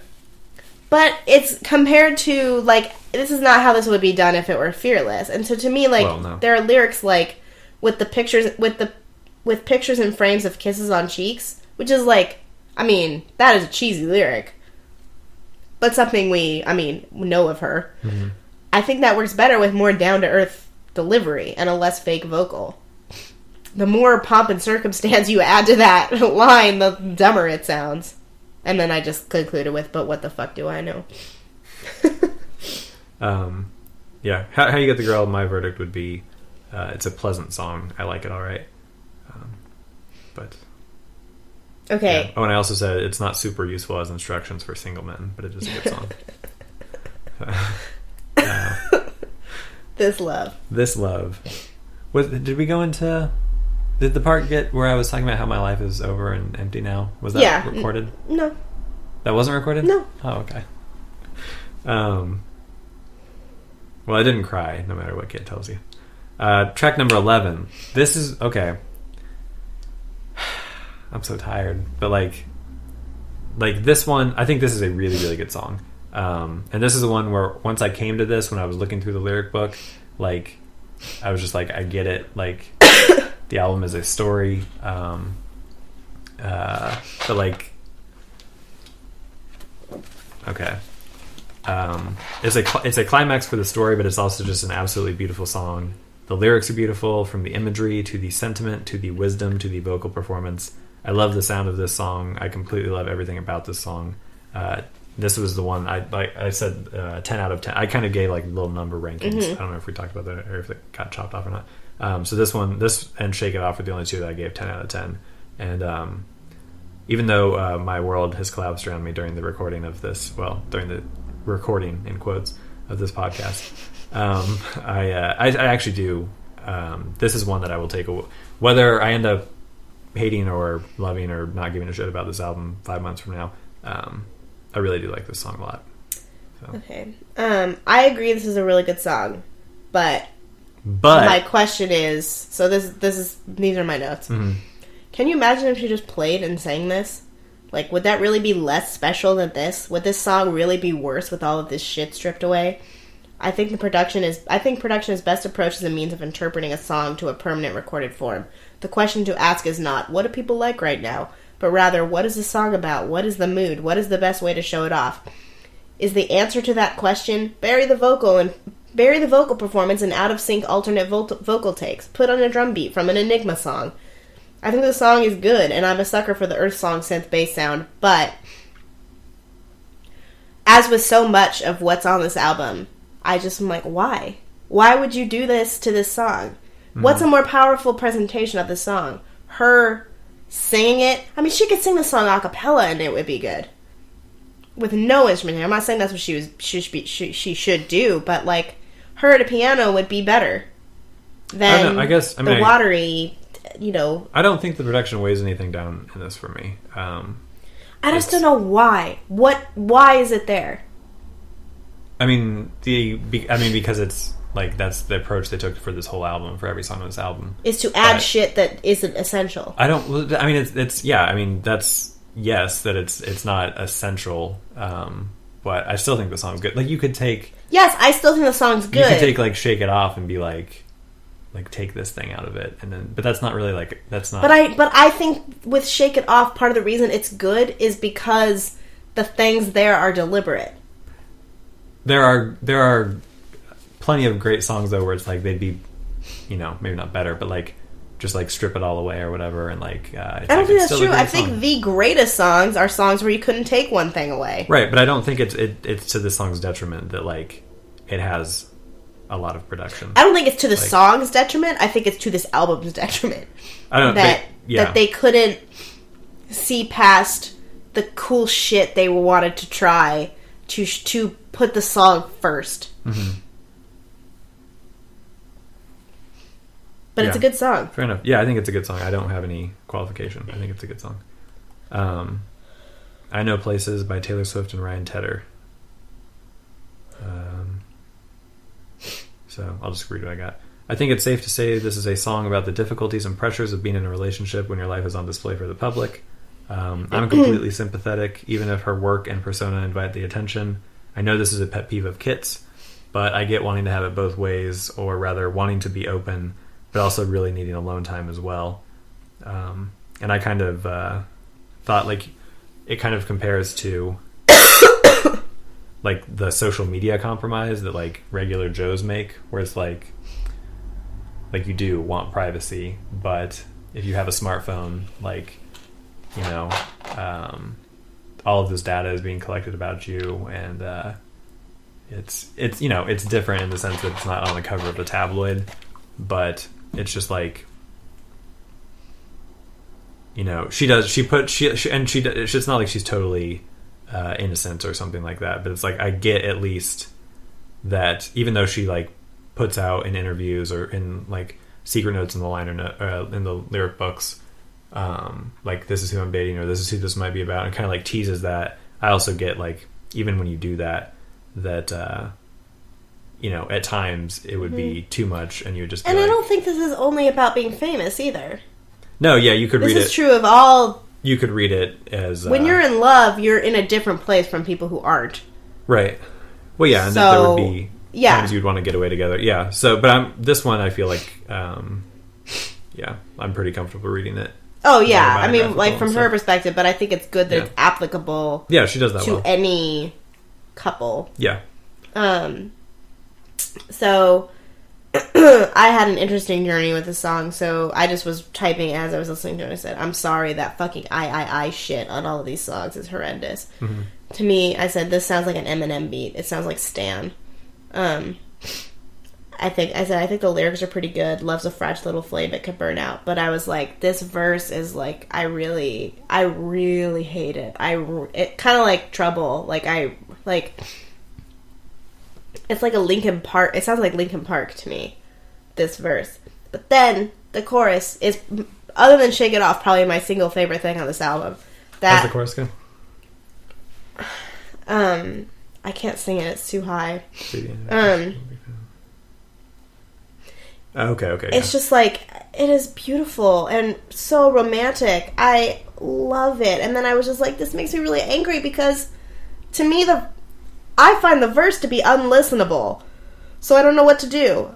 Like, I get conceptually like the desire to create a really big tonal shift between the verse and the chorus. And the verse needs to sound very dark. But it doesn't have to sound very bad. It could sound dark in a not annoying way, but it's just like, god dang it, that's a gorgeous chorus. And so I said, why not more of that? Who produced this? Holy shit, Ryan Tedder. So I don't know if this means I need to rethink my opinion of him or if this confirms it. That depends on whether you consult the verses or the chorus. But then, the verse sounds stupid and when she was writing it too, so it's her fault. But that chorus is beautiful, in my opinion. Alrighty. Last track is Clean by Taylor Swift and is it Imogen Heap? Is that how you say her name? Mm-hmm. Imogen? Okay. Yeah, I like this one quite a bit. This is good. Yeah, it's a very pretty song. It's quiet, peaceful, melancholy, but also hopeful. Yeah, we captured this earlier, did we? I think Clean should open the album. It wouldn't make any sense. So I think Clean should open the album and get rid of all the other songs, other than Shake It Off. Okay. Well, no, you couldn't... And even Welcome to New York could stay. I mean, I hate that song, but like... So the album we were dreaming about when we were talking about Shake It Off, could you really have this on that same album? Maybe. I don't think you could. I think you'd have to have two separate albums. I think if you took why I mean this should go first is that Red covered pretty much everything that's covered on this album. Mm-hmm. And Clean is like the breaking point between Red and whatever the next phase of her life is. But it turns out the next phase of her life is a retread of the phase she was in on Red. So, to me, this song is like... I think a better way to go would be like, okay, write all these songs, Taylor, about how fucked up you are about Harry Styles. Most of them are shitty. So, then write Clean and go, hey, alright, I'm starting from here. Mm-hmm. And then go from there. Because I'm willing to bet that Shake It Off was one of the last songs written. Yeah. Because it was like, oh, I'm with Max Martin, I'm preparing a new album, let's write the big lead single. Which, like, that's weird. That's weird. Why misrepresent your album in that way? But this is a good song. Oh, and this is like... This is, again, like, the songs that I judge to be more purely her, like, it makes me wish she had more direct control of this album. Because the Annie Lennox reference here is really interesting. And to me, I attribute that to her. Is that kind of high singing? Yeah. Back? Yeah. I don't picture anyone coming to her and being like, let's put an Annie Lennox thing on here. I think that's purely her idea. Like, and it's not like she goes, 1989, I want to sound like Michael Jackson or whatever. Like, not there's anything wrong with that, but that's, like, the most obvious thing to say. Well, there's an album. Yeah, Annie Lennox and Fine Young Cannibals are weirder references. Right. More specific. So... Right. And they're ones that maybe haven't been carried through as thoroughly, like, through the decades. Like, yeah, Fine Young Cannibals had a great fucking sound that, they were kind of short-lived. Mm-hmm. So, it just... All right. I want to fucking nail down what I think about this album because It might take a while. I mean, yeah, well, but I don't even know. Like, I don't know what I would tell people because both the people who have asked me, I was like, I like it. I think it's really good. I have my overall opinion. Okay. I feel like because I was really enjoying this, like driving up here today, but then like sitting here talking about it with you, it just kind of started falling apart. But I think the thing was kind of like expectations, like kind of like dashed expectations is what we were going with Shake It Off. So, and I told you, how many dozens of hundreds of times, that I wanted like a Beach Boys-ish type of album from her. I feel like she'd be like so primed. I think you might get ready it for that. At I some hope point. so. But, and when I say that, I mean more in like, look at the microphone here. Like, yeah, a sentiment type of way, not like it has to sound like Pet Sounds. Like, I don't really give a shit, but just like how Shake It Off was like so happy that it made you feel like you were listening to like Good Vibrations. But like, they also, people want her to, people are so obsessed with her having to mature. Whereas like, Katy Right. Perry is older than she is and put out Teenage Dream when she was the same age as Taylor is now. Yeah. And that's a song about feeling like that's an album about feeling like a teenager. And it's great. So there's no reason why a woman who's 25 has to write an album that's like grown up. Mm-hmm. I mean, Stevie Nicks writes a lot about But like, more youthful feelings. It's just fucking... I think there's room though for like an album of like, it seems silly to have like the Harry Styles type of thing, but if we try and remove that element from it, like I think like This Love, I love that song. That's a great good. song. Clean, that's a great song. Wildest Dreams, I think that's a really good song. Like there's a handful, and they're all like kind of like the slower, like really, they're like really sad, but they're not like that dark kind of sad, like lost in like this kind of wealthy dystopia. Well, they're like, not, blank yeah, space. they're not cold and empty. Right, like Style, Blank Space, and a handful of other ones we felt were kind of just I like... think Welcome to New York even would go with that because it's so like It's not as soulless. grim. Yeah, it is. It's not like grim, but it's fake empty. as fuck. Yeah.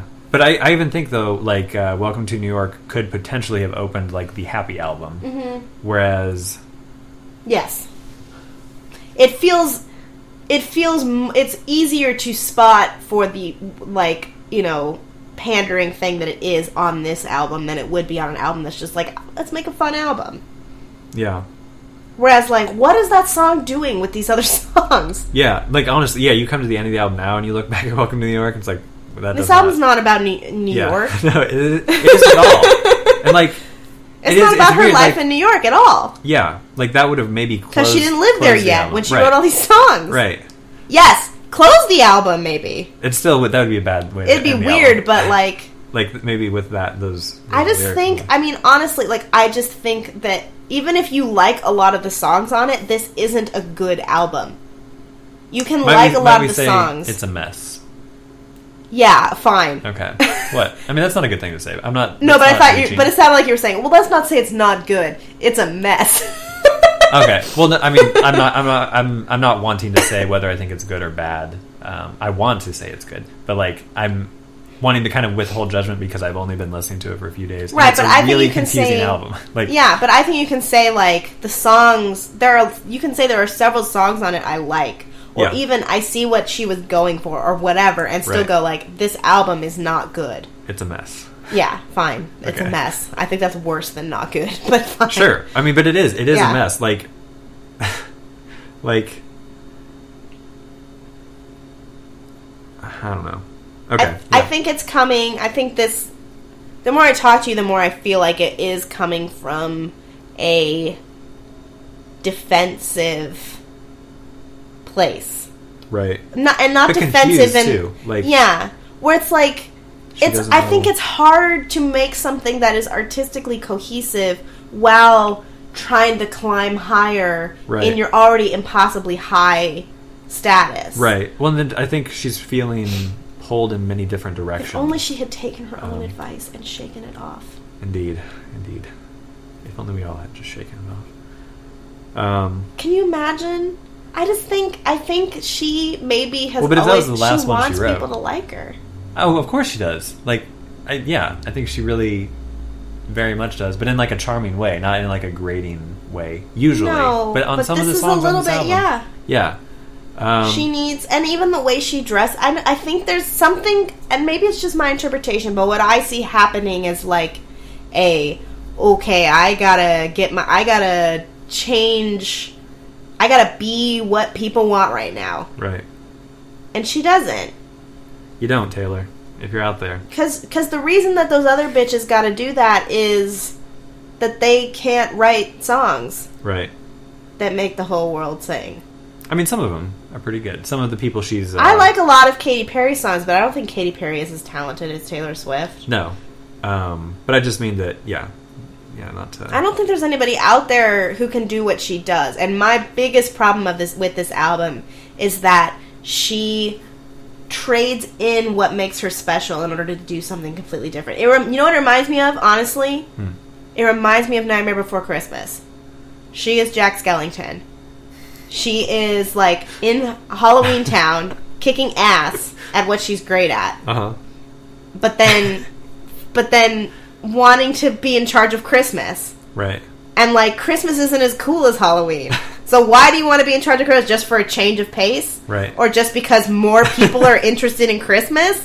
No. And I always thought the message of that movie was weird, like, when I thought about it, because it's basically telling kids, like, hey, stay in your box where you are. Right. Stay with your people where you were born to stay. But I think there's something to that here where it's like, look, you're great at this.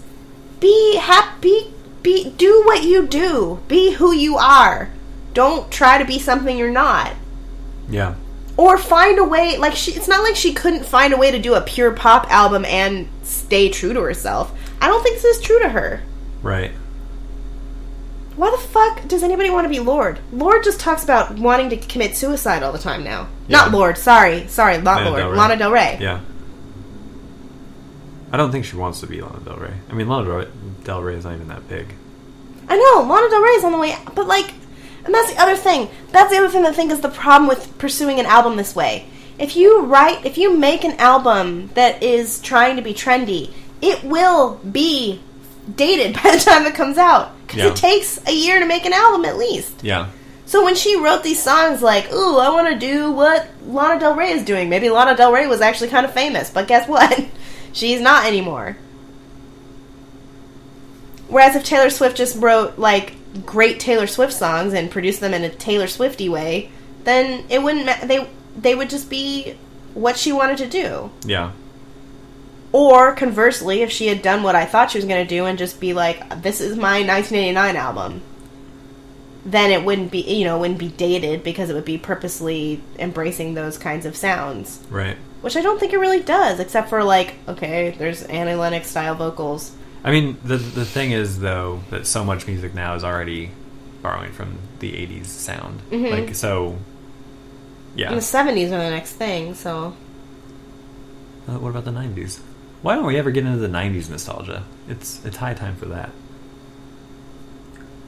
We don't need to relive the 90s. They weren't that great. But, yeah. So, okay. That's it. There's the liner notes... the hidden messages in the lyrics. Mm-hmm. They culminate to make a story for this album. We begin our story in New York. There once was a girl. That's not true. There once was a girl known by everyone and no one. Her heart belonged to someone who couldn't stay. They loved each other recklessly. They paid the price. She danced to forget him. He drove past her street each night. She made friends and enemies. He only saw her in his dreams. Then one day he came back. Timing is a funny thing, and everyone was watching. She lost him, but she found herself, and somehow that was everything. So I think that... That's what she says on Red. Yeah. Except, well, to some degree. So that would be kind of maybe the story that pulls the album together, but I'm still going to have to go with... so what's Shake It Off about? That's She Danced to Forget Him. That's the code? That's stupid. It's not that bad. But, yeah. Yeah, I mean, this just seems like... the album she would have made in the moments after finishing Red. Or like a bunch of Red like bonus tracks. Yeah, with a couple of other tracks tossed in. I don't know. Yeah, I guess like I said, I don't really feel like I need to give a definitive evaluation. Let's do the bonus tracks real quick. Okay. I liked Wonderland. I liked You Are in Love. You Are in Love. I didn't like New Romantics. I don't like New Romantics or Wonderland. I'm kind of surprised You Are in Love didn't make the album. Yeah, that's a much better song than like Bad Blood or something like that. Yeah, You Are in Love is a really good song. Wonderland I just kind of like because it's a return to the kind of mythical imagery. I want to say about Wonderland that the Rihanna like thing. Yeah. Like first of all, she also does the low A too. Mm-hmm. So she does but like not just the staccato A part. You know what I'm talking about? She's like like she does that too at one point. Yeah, which is a Rihanna thing. But okay, first of all, that's weird. It is kind of weird. Also, like when she says AAA, there's no word. Like it's not like the word she says before that ends in a syllable that leads into that. Like Also, Rihanna's from Barbados. So, like, that's kind of why she talks like that and sings like that. Is like a reggae-influenced kind of way of singing. Mm-hmm. So, it's fucking stupid to just be like, I'm just gonna say It just reveals, like, you don't know what the fuck you're talking about. I don't like this song. I just feel like it's, like, the most obvious, like, Wonderland. Like, I don't know. It's just been done to death. Yeah. You're in Love, I John think is Mayer good. Sang about Wonderland. Huh? John Mayer sang about Wonderland. Yeah. You're in Love, I think, is a good song. I think it should be on there. I really like the I'm on Fire, like the Bruce Springsteen and like Drive by the Cars like reference there. The doo-doo-doo-doo thing in the beginning is like nice to hear. Surprised it didn't make the album. New Romantics. Oh, Lordy, Mike. Yeah, that was in the same league as like style in terms of content, like lyrical content. I just it's just so it's so stupid. Like to me, this is like 22 Part 2. This is worse than 20 because it's not even like they're having fun. Like they're just miserable. This is like about girls. It's like she watched Girls and wrote a song. It's like I know. It's so insincere and calculated. And I don't believe Taylor Swift has ever waited for one train in her entire life. And then I said, like, is every day really like a battle, Taylor? Yeah. Really?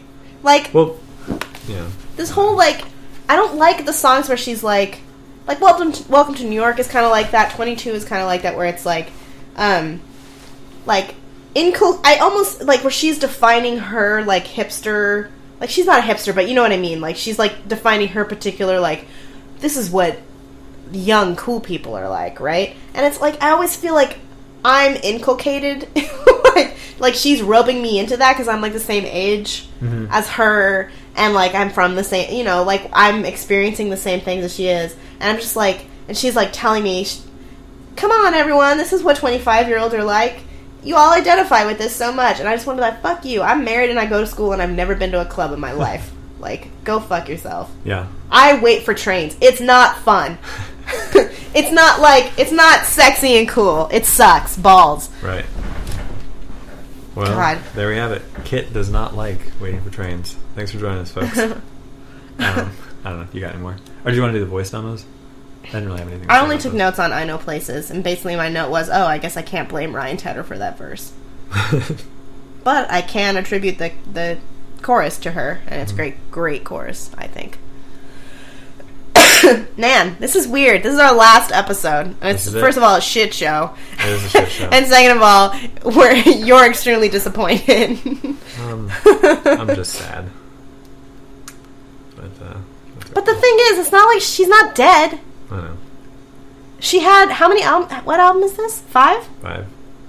So this is her 5th album, and it's like the first one that's not really good. Yeah. And it's still popular, so it's not like people. There's so far. I feel like it's gotten like the best reviews of her. That's just not fair, though. I wanted to be in. I know. When it was big, I wanted to like. I still don't know if I like this or not because I was genuinely Kit.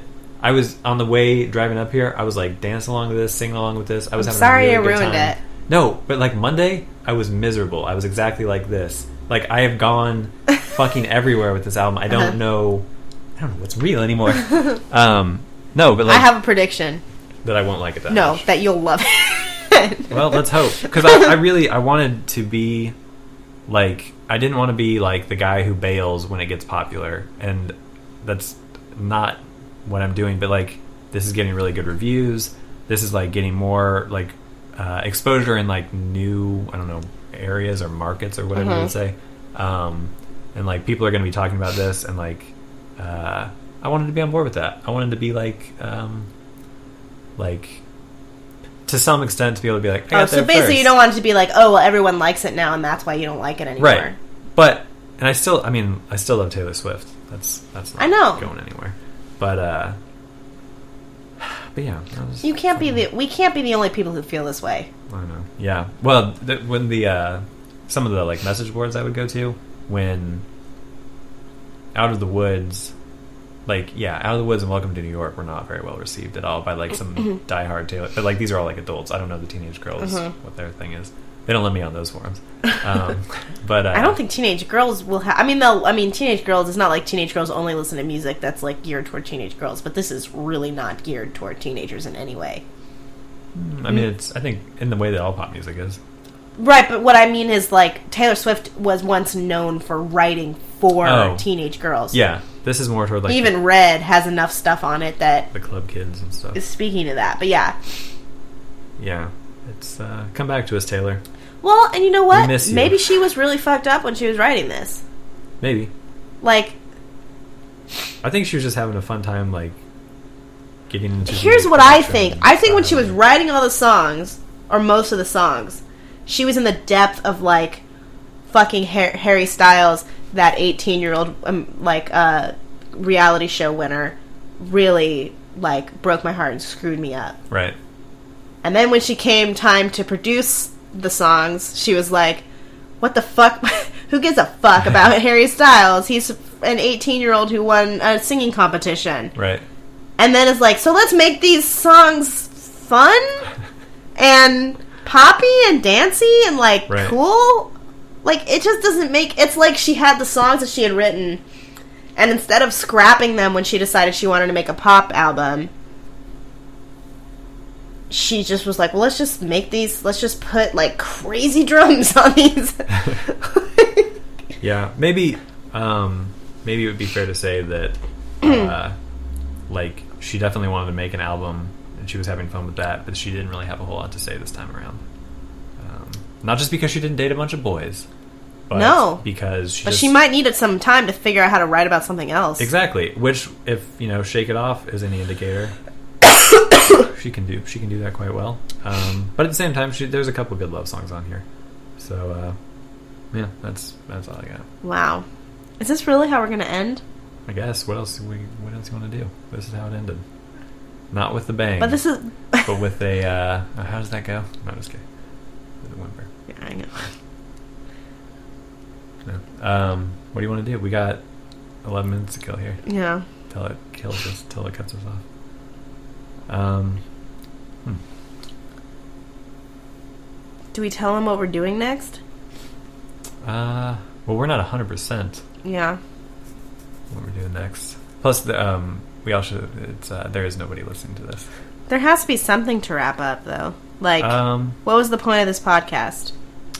For me to put songs on my iPod. To get Kit to put songs on her iPod. Which I did. I have like 15, 16, 17 songs on my iPod. Kit has come to appreciate... I'm a fan of Taylor Swift. I am invested in her succeeding.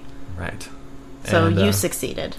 Yeah, so that was successful. And Mike is a shell of his former self. So I've succeeded. So Kit succeeded as well. Yeah. No, and part of it is just it's 2 a.m, which is a Taylor trope. 2 a.m. Yep. That's a good way to end it. It's 2 a.m. It's 2 a.m. But yeah, so I am really tired, and as you've heard me say 1,000 times by now, like I don't, my mind can't make sense of. We'll have some updates on how Mike's thinking. Maybe that'd be a good. Yeah, we'll just check in like mental health checks. Yeah. where we'll just kind of see where I'm at with it, and maybe every couple months we'll check in, do a Taylor check in. Well, I think I mean, we can cut this, but I think when this podcast continues as Shootin' the Swift, a podcast about classic movies, right, we will just do a Taylor update, right, and I don't expect my opinion will change. I pretty much for the album, yeah, it's shitty, but I shouldn't have done this right away. I knew I shouldn't have done it right away. You'll figure it out. Your brain will figure it out how to love it. Yeah. Or you'll get to be okay with, like, oh, well, she made one album that I don't love as much as the other 4. Yeah. And her next album... Yeah, but I see what you mean. The fear is like, it would be better if everyone agreed with you. You know? That it wasn't the best, as opposed to like, oh, this is her best work yet. Give us more.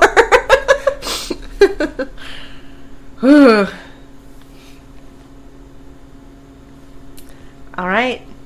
Thanks, folks. That's Shootin' the Swift. We love you. Taylor, we love you. You're my hero.